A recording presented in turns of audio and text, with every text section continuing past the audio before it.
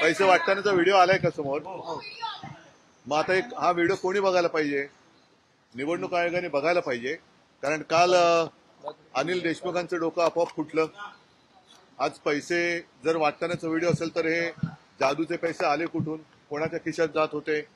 तर आता मी गेलो तर माझे तुळजाभवानीच्या दर्शनाला जाताना माझी बॅग तपासली. मग यांच्या बॅगेतले पैसे आणि मग हे दगड तपासणार कोण?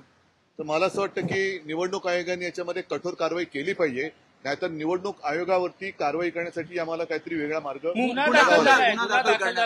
गुन्हा दाखल करून आरोपी फरार नाही व्हायला पाहिजे.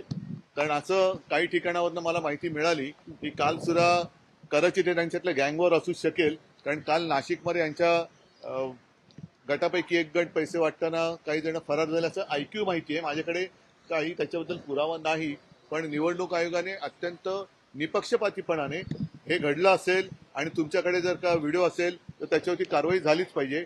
कारण कायदा सगळ्यांना सारखा असेल तर तो यावेळेला दाखला.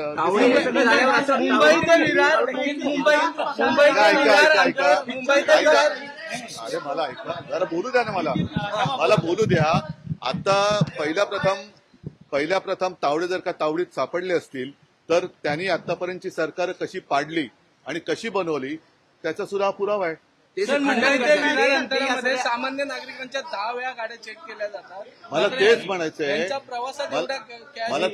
म्हणायचं आहे की ज्या जागरूकतेने हे कटकारस्थान कपटकारस्थान जर घडलं असेल आणि त्यांनी उघडकीस आणलं असेल तर त्यांचं कौतुक केलं पाहिजे.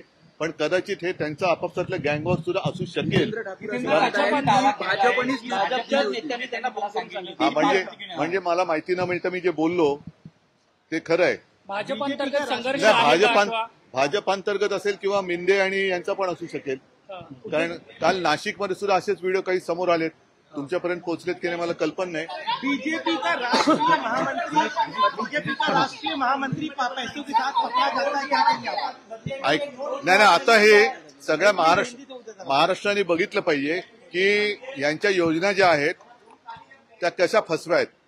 म्हणजे एका बाजूला बहिणीला 1500 आणि यांना मात्र थप्प्याच्या थप्प्या चाललेल्या आहेत. हे महाराष्ट्र उघड्या डोळ्याने बघतो. बीजेपी के राष्ट्रीय महामंत्री पैसे बांटले जातात. जर एक कोणतरी तावडे या सगळ्यांचं खंडन करतायत. नाही, आता हा शब्द खूप चांगला आहे की भाजप मिंदे आणि अजित पवारांचा नोट जिहाद आहे का? नोट जिहाद आहे का? म्हणजे बटेंगे और जितेंगे असं त्यांचं काय, बाटेंगे और जितेंगे पैसा बाटेंगे और जितेंगे असं त्यांचं काय आहे का? ह्याचा आता छडा लागला पाहिजे. पण मी संपूर्ण महाराष्ट्राने उघड्या डोळ्याने पाहिलेलं आहे, त्याच्यामुळे महाराष्ट्रच काय तो उद्या निर्णय घेईल.